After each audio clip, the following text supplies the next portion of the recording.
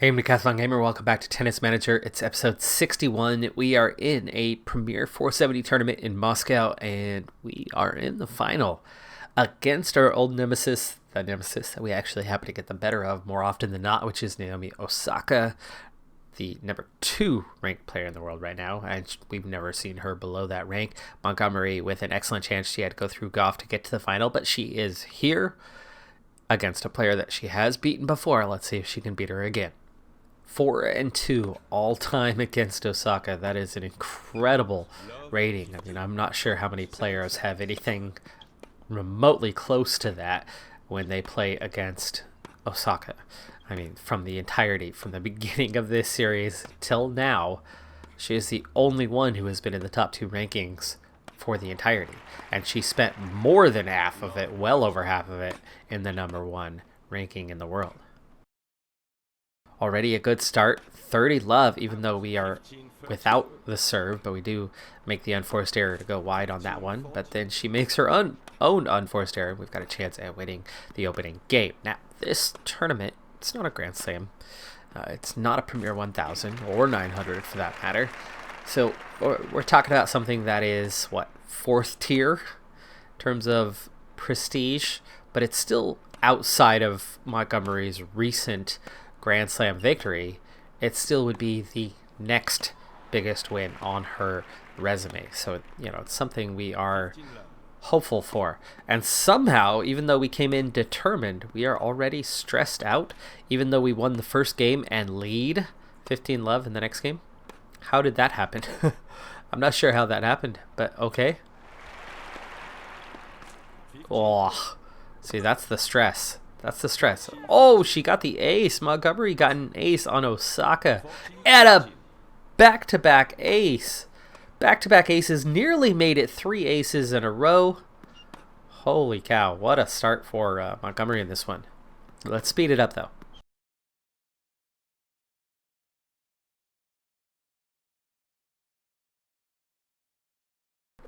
Speeding things up should not change the outcome in any way, shape, or form, and yet we went from up 2-0 and on the verge of 3 to down 3-2, or 2-3 technically. So kind of makes you scratch your head and go, wait, is there something to that? No, there's not. I know there's not, but things have not gone quite as well after that start. But of course, Montgomery, who was determined, still showing stressed, and has ever since I first checked on that, somewhere there in the second game. And yet Osaka is enthusiastic and doing just fine, and I don't understand. Regardless, the first set looking pretty dang good. We're just 1 point away now from the set, and there it is, 6-4. Not as easy as we would have hoped, but you'll take it. You take it as you get it. That is a set victory. Now we only need to claim 1 out of the next 2 to win this tournament.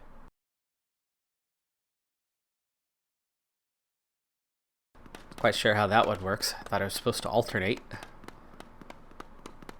with service here. Now getting advantage. Montgomery really needs this one to have a chance here in set number 2. Getting down 2-0 to Osaka is a good way to give her some momentum to bounce back. But we do split the opening game, so it is 1-1.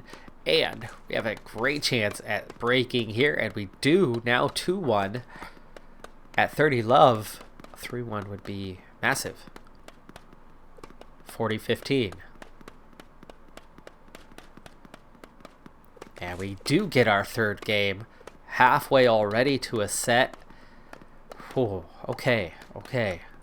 Another chance to break. It's 4-1. She might just do it. 4-2 all time against Osaka, and very strong recently head to head. She's won at least 3 out of the last 4.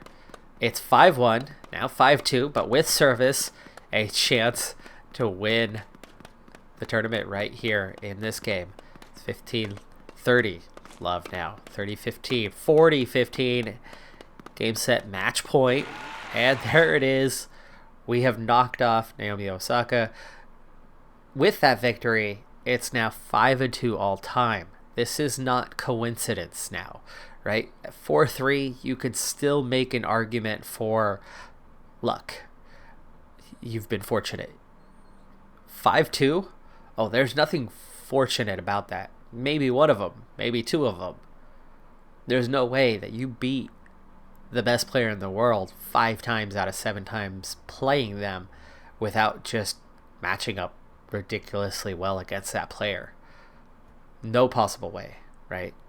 Luck can account for something, but it's not going to account for 5 wins out of 7. Very next day, Raducanu, who had a quarterfinal in Luxembourg, that was a 280. So that strong performance bumped her up 5 more spots. She's now 72nd, so she was up from 89th. We need to get her into the top 70 at the end of the season, and we're a week from Halloween. I mean, it's nearly November, so the end of the season is coming very, very soon. Just a handful of weeks to go, and she is so close. Krager also needs top 50. She's 51st. Meanwhile, Yemafanova just signed with us already, right on the edge of the top 100. That's happened really fast.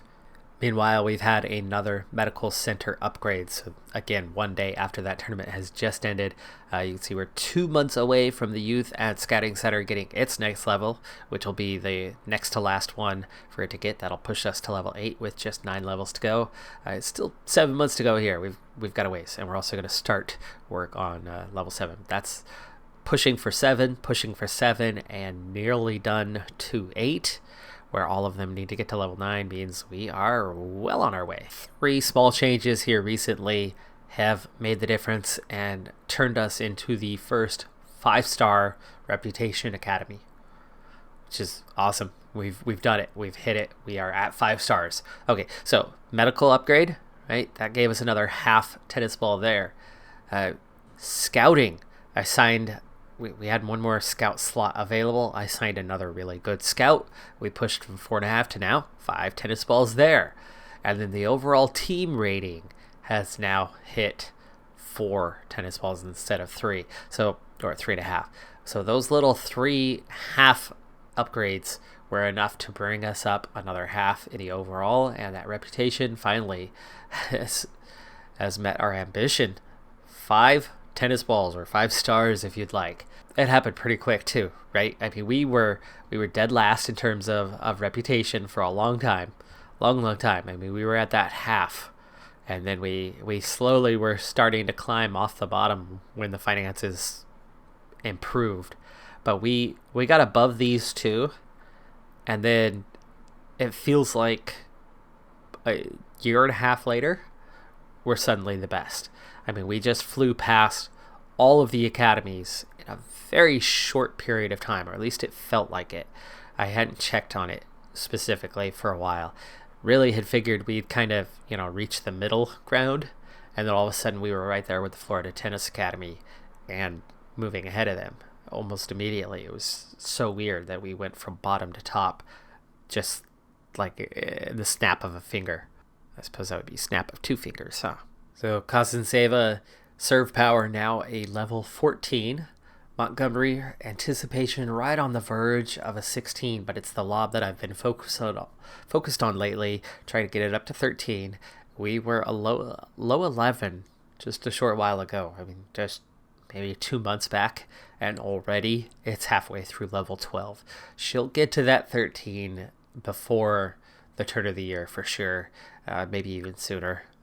It could be before November is done that she might be at 13 and be down to literally 1 skill, 1 attribute that is not at a 13 or above. The top players in the world were something I never paid much attention to for a long time because, there wasn't a reason to pay much attention to them because they were so much better than us, and that's not who we were competing against. But suddenly we find ourselves competing amongst the top 10. Not just with 1, but with 3 players competing pretty regularly against the top players in the world. So we're going to take a moment. We're going to break down just how good the top 5 are. A 20 in serve power, 19 in forehand accuracy, a drop shot being literally the only skill not in that 13 above range. Great mental attributes across the board, not just the ones that you can train. Yeah, no weaknesses. A backhand just below 15 is the only thing. A 14.65 on backhand. 4.5 star, but not 5 star. And we are definitely well clear of 4 ourselves right now. Hence the competitive nature of Montgomery at this point. Fame, 18, very, very experienced. Yeah. Osaka, her experience, a legend. Her fame, also an 18. And different situation here, isn't it? She is absurdly skilled in a few areas, but she also has some weaknesses. No wonder she's beatable, right? She's crazy, crazy good with 20 serve power, 19 forehand power and accuracy, and 19 backhand power. I mean, her power levels are unrivaled. Smash, a 20. Her mental attributes are crazy good as well, but she has some weaknesses. Her movement in particular really stands out. 12.95. No wonder we're able to get the occasional result, or in our case, more than occasional. Andreescu also comes in at 4.5, but not as strong. This is more of your balanced type player. Her mentals, all 15 to 17. Her technical attributes, just the lob under that 13 and barely. But standout, just the forehand. But really good physical attributes, adds up. Her serve, her only weakness, and it's not weak by any means, 14.14. Swiatek's greatest area of strength is her mentals, with 3 in the blue and everything else looking pretty good. Now, we don't know everything about Swiatek. We have a couple things that are guessing. I guess that's probably because of we haven't played her that often. But with forehand accuracy at 18, serve power at 18, those are clearly her strengths. Her stamina at 19, she's got very good physicals, but definitely missing a few technical skills. A little surprising that she is as consistent as she is, because looking at this, you don't see it. But maybe it's the mental fortitude that helps make her consistent. She's definitely got skill.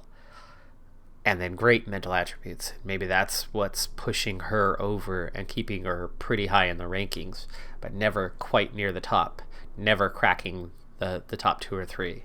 So when we look at Montgomery in comparison to the other top 5 players, we can see how she's a little bit of a notch below, but very close right now.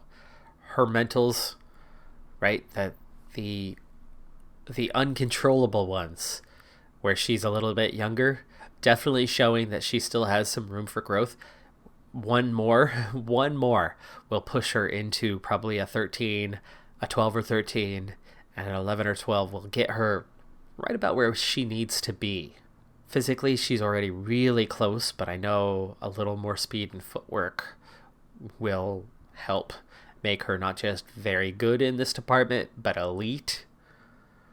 And then the technical stuff is just across the board really good, right? That lob is almost to 13. That hot shots will get there soon enough. But then you're looking at nothing above a 14. So she's still a step below those players around her. But because she doesn't have weaknesses, she's more consistent than a lot of other top 10 players. And I think that's what's gotten her up to the top 5. That's what's put her in a position to beat in Osaka, who is on her day the best player in the world, but on another day is beatable by somebody a little bit further down, like Montgomery. So that's I think what's going on now for Montgomery. Fame now at an 11. Got a long ways to go to get to 20. Experience is definitely solid. She's still young. She's very young compared to the rest of the top, 20. I mean, we have all the youth in the top 20, which is pretty badass. Promising finals. Yemafanova is playing in that one, so we're excited to see how she does. She got a win in the first round. And the second round. And they all continue to win, as Raducanu also winning in hers. And it's a title. Yemafanova has won the promising finals. So there you go. The new player coming in already with a prestigious win of sorts anyway. Meanwhile, teammates still going deep in their tournaments. Goff, Raducanu also into their finals, respective finals, a 115 and an 80. Goff, this is a small tournament for her. Good morale builder because she hasn't had too many wins, and they both win their tournaments. That is absolutely good for Raducanu, as yes, into the top 70 just in time. I mean, it's November. Krager now the only one off her target, and only by 2 spots. Montgomery's anticipation now a 16. There's another good one. I find it curious that the tour finals are not broken down traditionally in terms of seeding. I kind of figured it would be, right? Everybody comes into this one seeded. And in a traditional seeded tournament, you'd have 1-8, you'd have 2-7, 3-6, so on and so forth. And, the 1 and 2 would be on opposite ends of the bracket, with obviously 4 being the next. And we do have the 1-4, but it's definitely not 4-5. I expected 4-5, but it's not. For that, if we can get through Andreescu, we know we could beat Osaka. Again, 6 out of 8, hard pressed to get 6 out of 8, but it's doable, right? We know we can beat her on our day, and have more often than not. Andreescu has always been a hard one for us, though. I don't like our chances in this at all. I mean, I already mentioned last episode, I think it was, that this season I didn't care about making these finals. It was not a priority of mine. I did not expect us to be in the top 8 at the end of the season. We didn't play as many tournaments, and yet somehow we went from 6th up to 5th, back down to 6th, then back up to 5th, and we finished the season ranked 5th in the world. And that was totally unexpected because we didn't play a lot of tournaments down the stretch. We did a fair amount of training and saw some really good progress these last couple of months. Told you, Osaka's a good matchup for us, right? It's no accident we've won 5 out of 7. It's also no accident that Andreescu, who is very consistent, unlike Osaka, with a few standout attributes, we don't have those major standout attributes. We don't have the great mental attributes. And Andreescu's beaten us 6 out of 7 times that they've played each other. Now, of course, age was a factor, right? A few of those losses at the very least, were well before Montgomery got good enough to play at this level. And of course, this season, Montgomery's been there all year long playing these best players in the world. So that's something different from last season's to this current season. And maybe that win did come this year. I don't know. Probably did. But this has still been a difficult matchup for us. We're not going to play this one live. If we happen to still be alive for the next 2 rounds, that's the final 2 rounds pretty much of the season, and we'll play those ones out. This one, let's simulate. This, not a big target for us. We're not the best player in the world yet. We shouldn't be winning this. Not to say we can't, but shouldn't be. And we're out. 4-6, 7-5, 3-6. Certainly competitive, and we belong here. We belong in the top 8 now, but not quite the top just yet. Raducanu getting knocked out of her tournament, that could hurt. Goff out of her tournament, not a big deal, but Raducanu hopefully still going to be in the top 70 after this one. Not going to get the points she needs, but at the moment has what she needs. Ruakina, who knocked off Osaka, is the one who ended up winning the tour finals. That'll bump her above us for sure. I don't know what kind of points are involved here, but I would imagine there's enough points for her to move ahead of us. Yemafanova with another win. 140, International 140 tournament. Gasanseva getting her drop shot. 1 week. I interfered on training for 1 week, and we got her drop shot from an 11 up to a 12. With those behind us, I believe we're now into the final 2 weeks of the season, with the final week of the season being nothing larger than a rookie 50. So ultimately, this is the final week, potential for participation. I don't think any of our players are going to be involved in that small of a tournament. So Montgomery, even though it's only a international 160 and we haven't done anything this small in a while, it's one more chance to get a tournament in. I wasn't sure she would have qualified for those tour finals anyway, and so I kind of wanted to make sure there was at least one more tournament. She ended up getting the 2 anyway, but anyway, let's see. What do we have for this one? Krager's here. So Krager, this is important. She's got a great chance to get through the first 2 rounds. She's got a chance to get through the quarterfinals. If Krager gets to the semifinals, I could see that being enough points to get back up. She only needs 2 spots in the rankings. Raducanu has a decent chance. Ann Lee is not very consistent. She's got a decent chance of getting through a round or 2 anyway. And that's the 3 that are here. Let's see how we do. So Yemafanova has cracked the top 100. She's now 72nd. She's had a great run since signing up and joining the squad. Raducanu, meanwhile, not much better than her. I mean, their ranking are very close to one another, but Raducanu has, at least for the time being, cracked the top 70. And with this week being the only one with any substantial points remaining and nothing big, I don't suspect that there's going to be large changes. But could she drop 5 spots in the rankings? It's possible. It's possible, but it's unlikely, so we might have dodged that bullet with Raducanu. We will check in once this week's tournaments are done and see where we're at, because it's not the only thing. It wasn't just about the ranking. And Krager, of course, is the one who's still on the outside looking in, but just barely. We'll see how she does with this tournament. First rounds, all winners. Raducanu. Okay, that's a good start. That's a good start. Raducanu is going to have a difficult chance getting past Ann Lee, but we've already seen she's very not consistent and her ranking has dropped. I mean, when we left Ann Lee, she was in the top 35.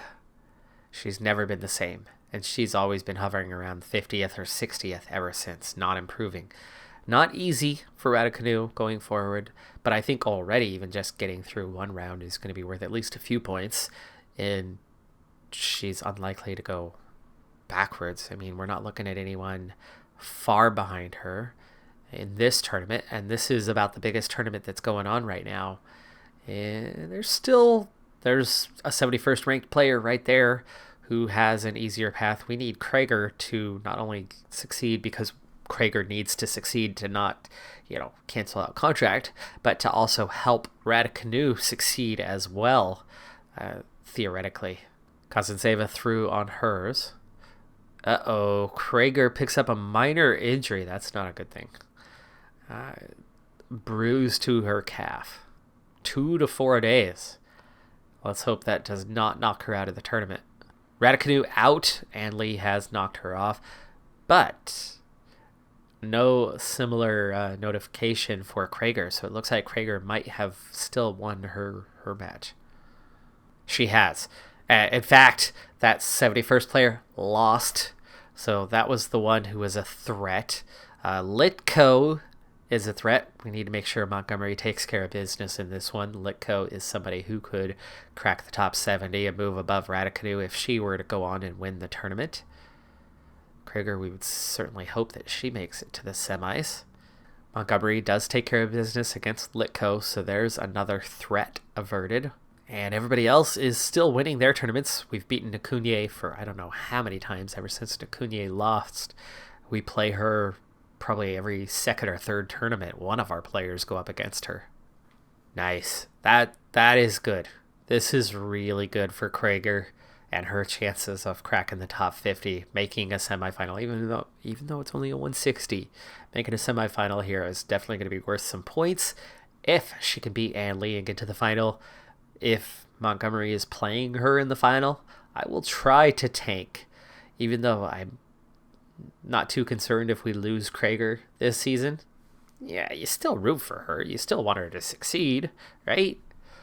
Even if that means we got to stick with her for another year, we still want her to succeed. Ooh. Well, we lose set number 2, and all 3 sets end up really close, but we do come out on top. Krager has won. Krager has qualified for the final. Yemafanova out in a equal tournament, another 160. There was 2 of them.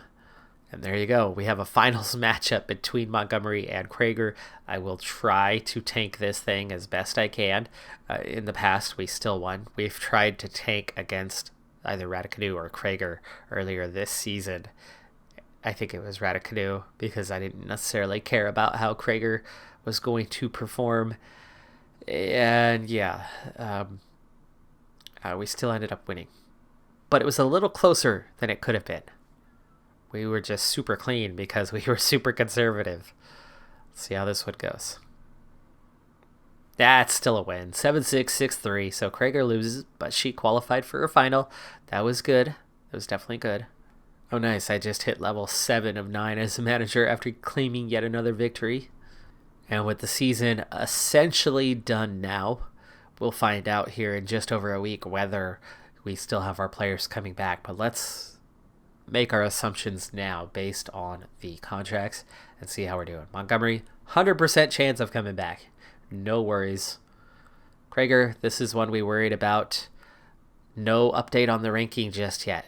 Okay, so her odds were good otherwise. She was close. We're at 2/3. It's going to improve when the new rankings come out. How much by? I don't know. She's close otherwise. Still not even 100%. So there's still a chance we're going to lose her regardless.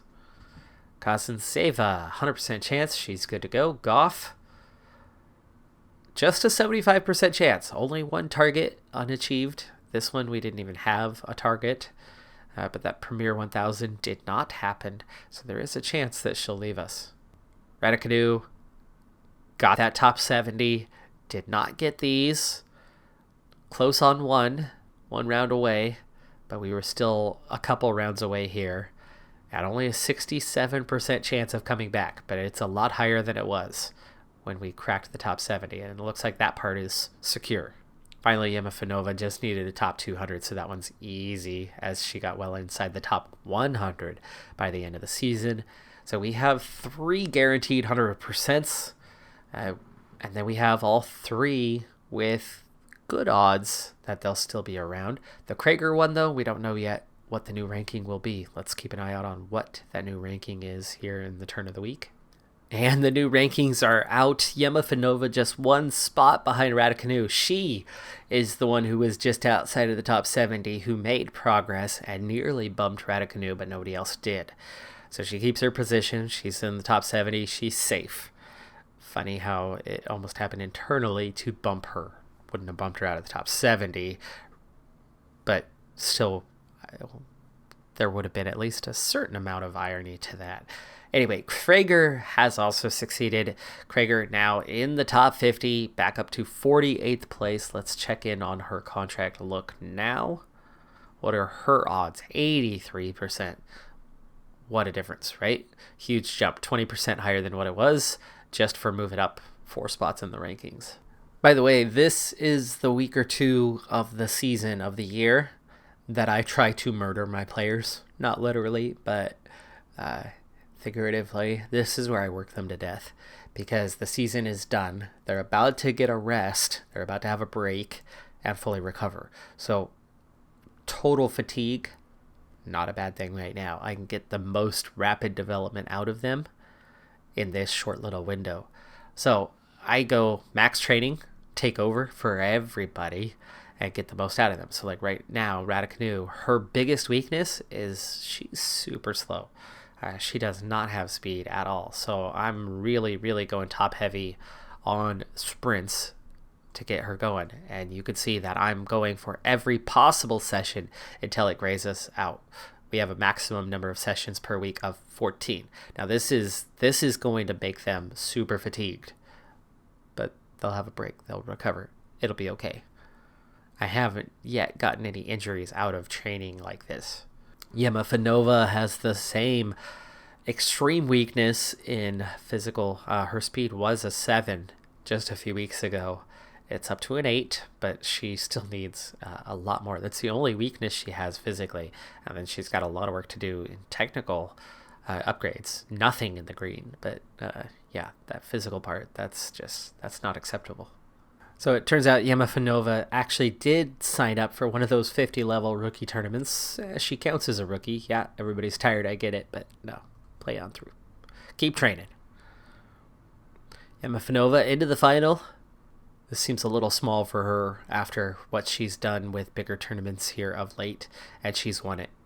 Even just a tiny amount, one training session for speed was enough to give her 18%. She is developing very rapidly right now. Her natural fitness from winning that tournament sees a pretty good climb of almost 16%. Raducanu, speed, it's a good jump. She's not training terribly well.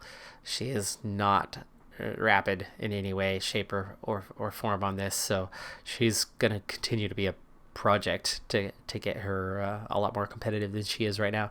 Montgomery, though, also starting to back off. I mean, it's taking a while to get that lob up. Goff, that was enough. Speed, 13. 1 week of training. Gasanseva, 20% improvement to her drop shot. And it wasn't the only thing I trained. You can see the hot shots and lob both coming up as well. Meanwhile, Krager, 31% to get her speed up to a level 11 from 10. Nice. That's some rapid development right there. Now, this was a super heavy week, and we're not always going to get that, but that's big time. Montgomery, shoe contract. Review of contract, definitely going to come with some money. And it looks like Montgomery, we maxed out. So we maxed out on what her objectives were. We're going to get a good bit of money from all of that. Goff also achieved her goals, so another big payday. We're going to come out of this with a whole lot of money, I can see. Gasanseva did not get into the top 10. So she'll miss out on some of the funds there, but it's still going to be a pretty good payout. In fact, the Gasanseva, even though she didn't achieve everything, it still ends up being more money. This was a larger contract type. $611,000 on that one. And we have our period report for the end of the season, the end of the indoor season, and Yemafanova, wow, up 131 spots in the rankings. 10 tournaments played during this stretch, and she won 6 of those. She won 6 of the 10 tournaments she played in. Now, they were all on the smaller side, but it doesn't matter. I mean, there was only a single 50 level. Everything else was above that for a player who was ranked 198th at the start of this season. That's incredible. 518 points won during that stretch. That's insane. That's like when we first had Gasanseva coming up, and we first started learning what it meant to win frequently. Montgomery had a good stretch as well, up 2 spots in the rankings, scored really well, 6 tournaments, 2 tournament wins, 16 wins out of 20.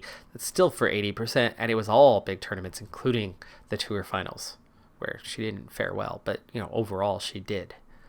Goff, 11th, stays put in the rankings, scores well, 6 tournaments, also 2 tournament victories, 17 wins.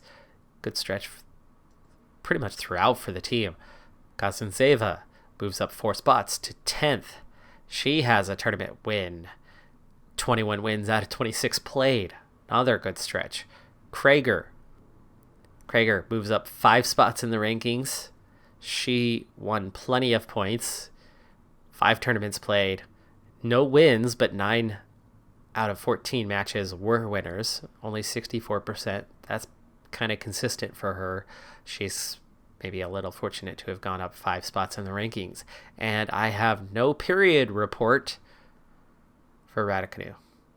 So even though we achieved our target, Raducanu still had a chance that she was going to leave because there was a couple goals that she did not achieve.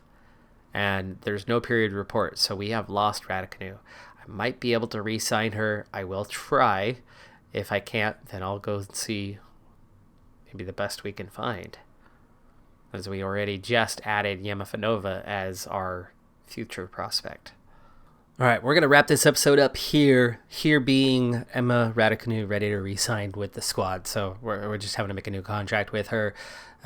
That's pretty acceptable. So it sucks that we lost her momentarily, but it's all good. It's all good. She's back. It's funny that the only one not to resign was the one we were so heavily focused on, and we did what we needed to do, and then she ended up leaving us anyway. But there was still a chance of that happening, so not a big deal. In this case, only not a big deal because we were able to get her re-signed. She's going to come on as a secondary player, by the way, not even a promising player now that she's 26 years of age. Yeah, she's accepting a smaller role. But at the same time, her expectation for next year seems even bigger than what it was this year. She wants top 65, whereas it was top 70. But she's only one spot off that right now. I mean, I think they're always looking to move up, not move back, even in their 30s, I would imagine. But that takes care of that. I do have some staff members that had expiring contracts that were definitely not up to the same level of the other staff members, so I will be upgrading a few staff members in between. But that's going to do it for this episode and this season. I'm Decathlon Gamer. Like, comment, subscribe. I'll see you next time. Have a good one. Be safe out there. And bye for now.